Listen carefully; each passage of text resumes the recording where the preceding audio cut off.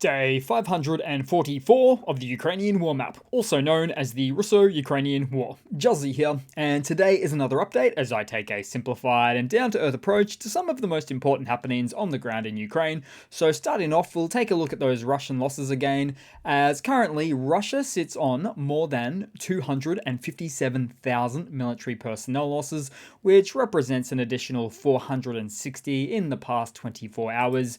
Then in terms of hardware losses, so 12 tanks, 14 APVs, and 19 artillery, as the AFU on many occasions keeps hitting into those double-digit figures on some of the main equipment utilized by the Russian forces. Then we'll head back to the map, as Russian air defenses were active just 50 odd kilometers west from the Moscow capital this morning at Zvenigorod, as Ukraine continues to clearly ramp up its ranged capabilities far into Moscow territory. Then as for some added updates on yesterday's Ukrainian strike on the Russian Soltsy 2 airfield, so I'll zoom into that one there, quite north of the capital, which is about 650 kilometers or about 400 miles north of the Ukrainian border, as we did end up getting a visual confirmation of a destroyed Russian Tupolev Tu-22 long-range strike aircraft, which is quite the contrast to how the Russian MOD announced the outcome just after the incident yesterday, as they played down the event saying that a plane was damaged.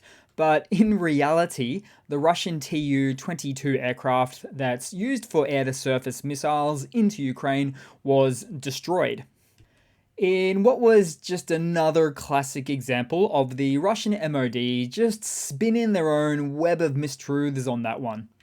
Now, some recent sources suggested that this successful hit on the strategic Russian aircraft could have been performed by Ukrainian elements within Russia that were close to the airfield. But either way, Ukraine is now starting to prove there is no limitation when it comes to distant Russian strategic assets like these, assets of which cannot be easily replaced. In fact, production of these planes stopped in the early 90s.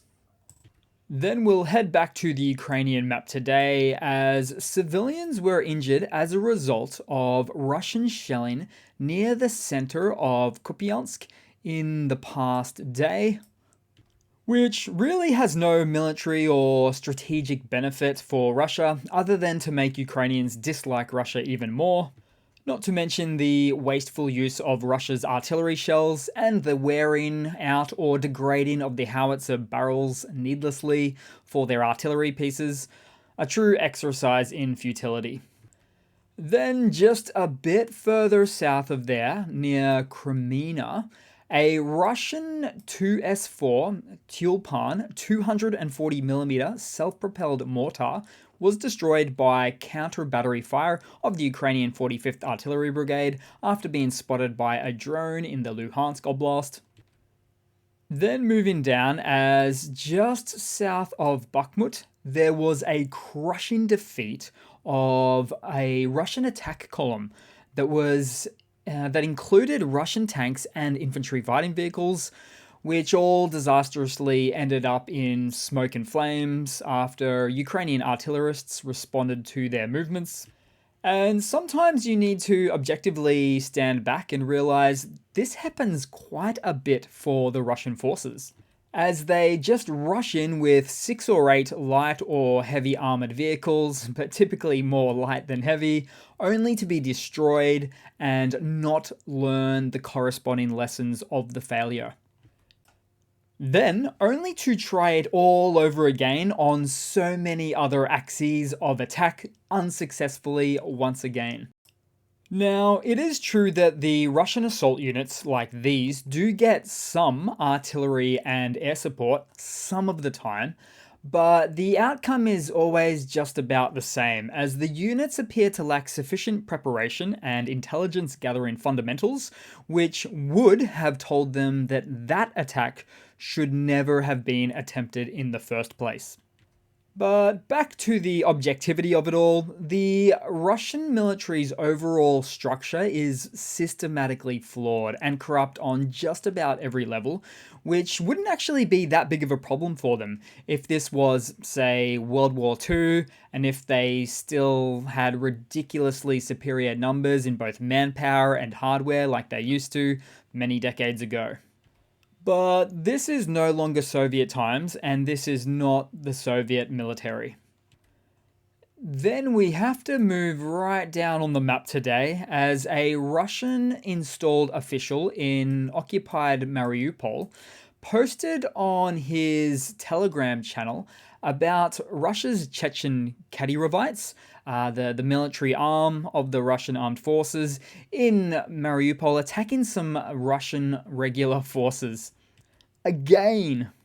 So this time, a group of cars with Kadyrovites and Russian soldiers gathered at an intersection where there was a lot of noise and shots. Then at the height of it, there were more than 20 cars full of soldiers getting involved in the conflict.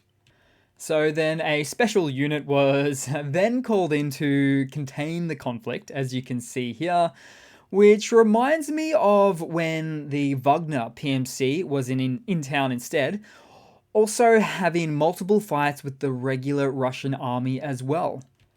And in most instances, the arguments were almost always over the same thing, war loot, or rather who gets to steal what.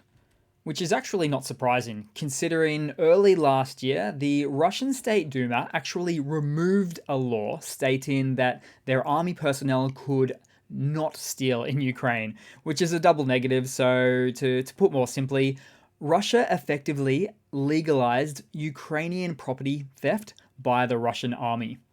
Which is something that the UN naturally responded to in saying that that was a clear violation of international laws, which of course it is.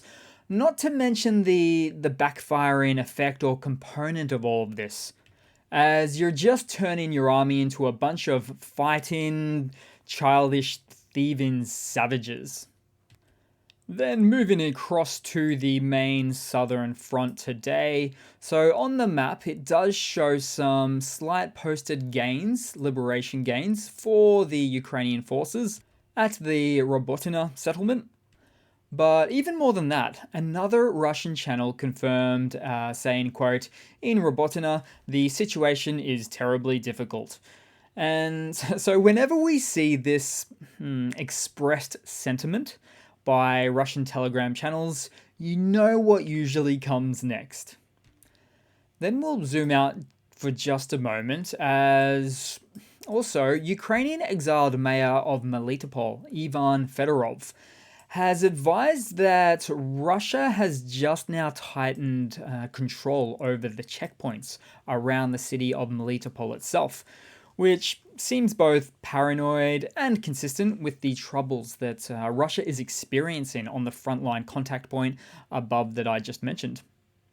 And rightly so, as Ukraine's powerhouse 82nd Air Assault Brigade has finally joined the activity in the region, which is a powerful 2,000 person strong unit that had been held in reserve until the last week or so. And do note, Ukraine still has a number of brigades in reserve waiting for the right time to engage.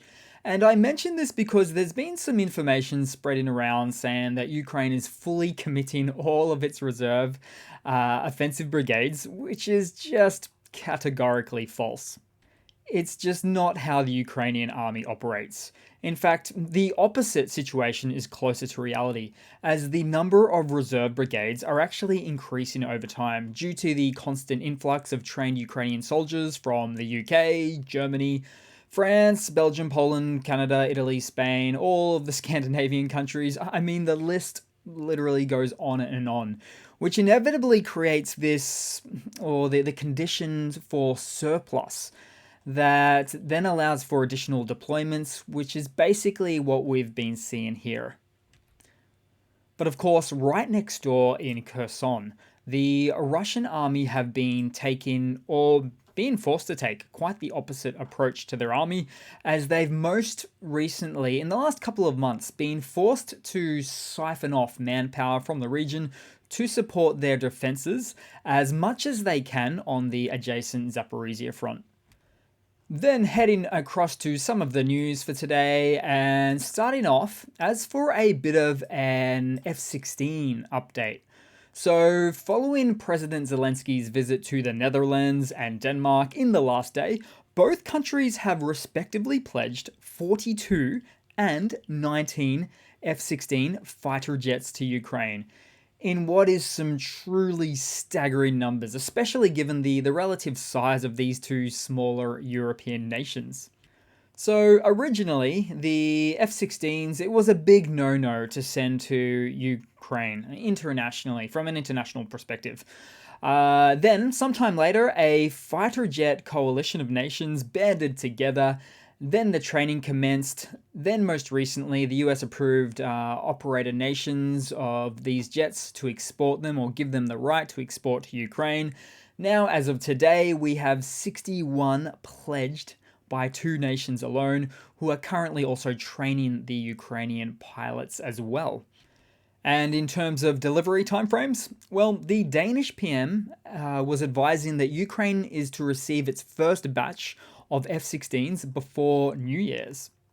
And as a side note, with the Netherlands pledged 42 jets, I can't help but feel that this is something of a Dutch retaliation after the downing of the MH17 flight by Russian-backed separatists in the Donbass all the way back in 2014, as over 2/3 of the passengers on the flight were Dutch. Also, there was quite a significant number of passengers from other nations as well, including from Malaysia, Indonesia, the UK, and Australia. And so, as you can see, the political will was clearly there for the Netherlands to make such a massive contribution to Ukraine in this way. But perhaps you ask, why all of this emphasis on F-16 fighter jets? Ukraine's got Sukhois and MiGs that can do the job, right?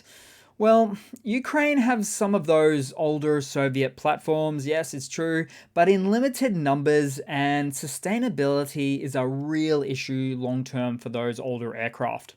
Not to mention they're less advanced and have a much shorter ranged offensive capability, etc. As what Ukraine really needs is an aircraft that can perform multiple mission types, including air-to-air missions, close air support missions, suppression of enemy air defense missions. Also, they need more modernized avionics platforms with better enemy identification to track and engage enemy aircraft much more effectively. Things like having a high-speed maneuverable airframe that can make it difficult for enemy aircraft to target. Also, a powerful radar system that can detect enemy aircraft at long ranges, all whilst running on a longer life platform that essentially has infinite maintenance and munitions support. Enter the F-16 multi-role fighter. And in doing so, it will, and in such significant numbers as well for the F-16 fighter jets, it will give a large sortie or operational buff for the Ukrainian Air Force. I mean, the combined 61 jets, which was just pledged from the two smaller European nations of the Netherlands and Denmark, is roughly equivalent to the current amount of Ukraine's operational and up and running fleet of available aircraft. So, just as Zelensky said in the Netherlands today, this is just the beginning. It sure is. Then in some other Russian hardware news, because I can't really do a Ukrainian hardware segment like that without a corresponding Russian hardware segment, can I? And in this news, Russian forces are reportedly suffering from shortages of tires for their Ural and Kamaz trucks, as well as acute shortages of auto parts for these trucks.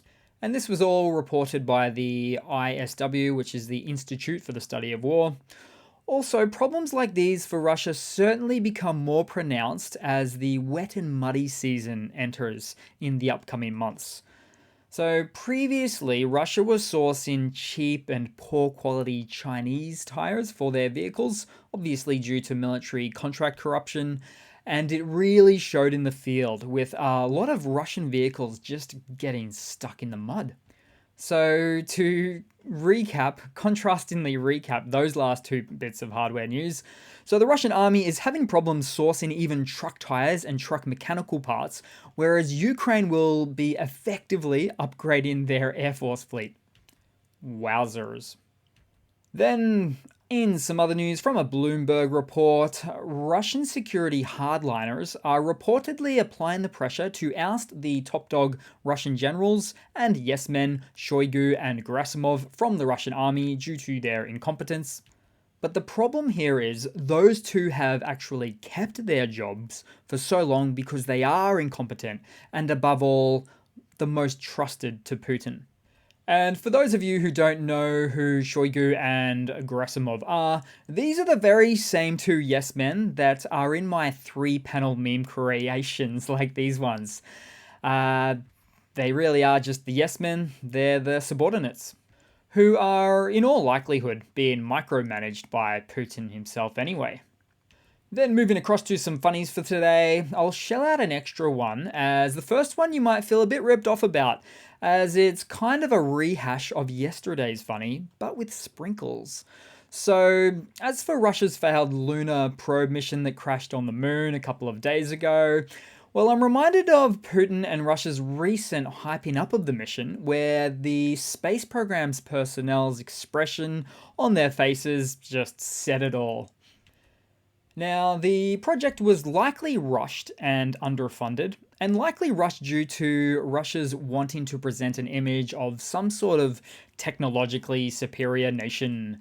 But these situations can truly be a double-edged sword, because if it works, looks great for Russia, right? But if it fails there, which it did, the internet meme army will just inevitably sprint out of the gates and make jokes about how Russia's last successful moon probe was 50 years ago, which is true. So, after half a century of technological innovation, Russia is doing worse on the space front than when we only had black and white TVs. Then, as for an extra funny to round it all off for today, guys, so during the recent press conference with Zelensky and the Danish PM, when Zelensky was asked the question whether the exchange of Ukrainian territories to Russia for an invitation into the NATO alliance is being considered, he replied in the ultimate trolling moment, simply saying, "We are ready to give up Belgorod to get into NATO. Thank you." With Belgorod, of course, being an undisputed Russian territory which borders with Ukraine in the north. He didn't even smile when he said this. He just nodded his head, said thank you. So that's just a trolling level of over 9,000 right there. So thanks for watching, guys. Thanks again for all of your support and time and watching me. I really do appreciate all of it. Might not be in tomorrow. We'll see how we go. But thanks again, and I do hope to see all of you guys there in the next one. Cheers.